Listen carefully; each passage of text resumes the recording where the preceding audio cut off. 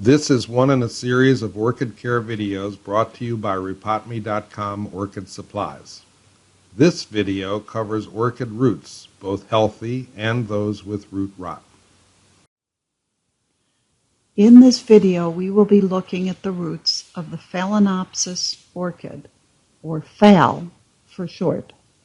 Now here we see the healthy roots of this Phalaenopsis orchid through a clear orchid pot. Orchid roots like to grow in clear pots because their roots do photosynthesis. We can see here that these roots have hit the edge and they're starting to head down, and soon they'll be winding their way around the inside of the pot. Now, orchid roots are very adventurous, so they're going to try to do everything, including sneak out the bottom of the pot, or, in some cases, climb out over the top of the pot. Here's a closer view of that root that was trying to climb out of the top of the pot. This root right here is called an aerial root, which is a root that grows out into the air.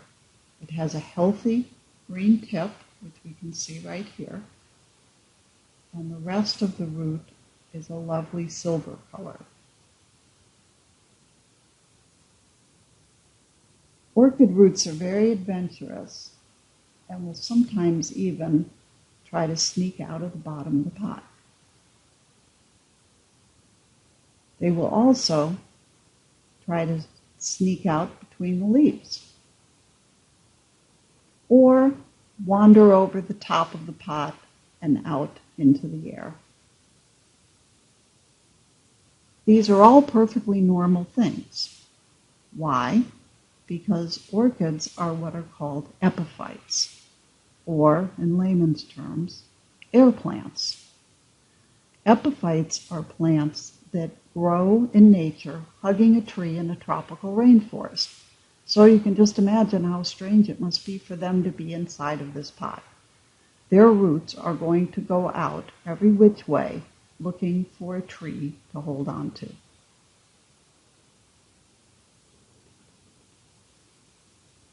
You might be wondering what this thing is here at the top, and in fact, it's nothing.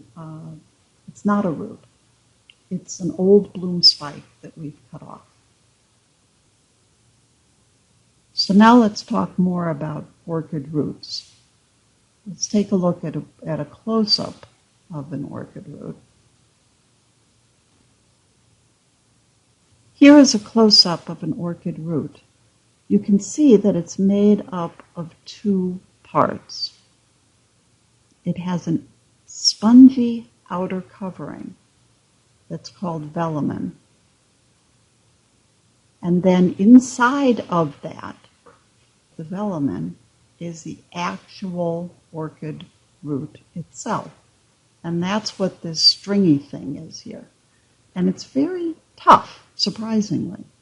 You can kind of think of orchid roots like you think of twist ties, where there's the outer paper or plastic and then the kind of wire that goes through it. That's a lot like how orchid roots are too. This velamen serves a very important part in nature because it's what actually helps the orchid root to grab the tree and to wick the moisture that comes down the tree into the orchid root. Now that we've discussed what an orchid root is, let's take a look at some examples of some healthy roots and some not so healthy roots. First off, here's an example of a healthy aerial root with its silvery covering and its green tip. On the other hand, here's an example of an aerial root that is completely dried out and withered up. These kinds of roots really don't serve any purpose and can just as easily be cut off during repotting. Here's an example of some healthy roots that were growing beneath the surface of the mix. And they're green because they're growing in a damp environment, as opposed to the silvery ones that grow in the air. So as an overview, orchid roots, when they're healthy, will look like this: silver with a green tip if they're growing in the air, or completely green and sometimes even a little bit whitish if they're growing down in the dampness of the orchid mix. Now here is an example of root rot. It is black or brown and soft and mushy. When we see this, we need to cut that damaged portion of the root off, and we do so by cutting it just above where the black portion is. Now let's zoom out and take a look at this entire plant and what's going on with its roots. We would consider this a rescue orchid. It has bloomed before. You can see that it had been healthy at one point because it has these stalks from the previous bloom spikes. The plant has likely been overwatered, and you can see a great deal of black and brown and mushy, soft roots that are going to need to be cut back. But once we cut all of that back, there's going to be very little root left, and it's going to be a long road back for this particular orchid. You can also see right here that somebody must have pushed it a little too close to the window, and it got sunburn on one of its leaves. This leaf is never going to recover from this damage, but a new leaf will grow to cover it. In this particular case, this root, we're going to want to cut it off right about right here, because you can see that from this point down all the way to the end here, it's mushy and soft and black. In some cases, if a root is black for a little while and then turns green again, we may be willing to leave that, and we'll see an example of that here in just a moment. So now we're going to take a look at another plant. This one's a little healthier. It has 6 leaves and a 7th one on the way, but it shows an example of what we discussed before, where there's an area here where there's some blackness on the roots that goes down to green later on.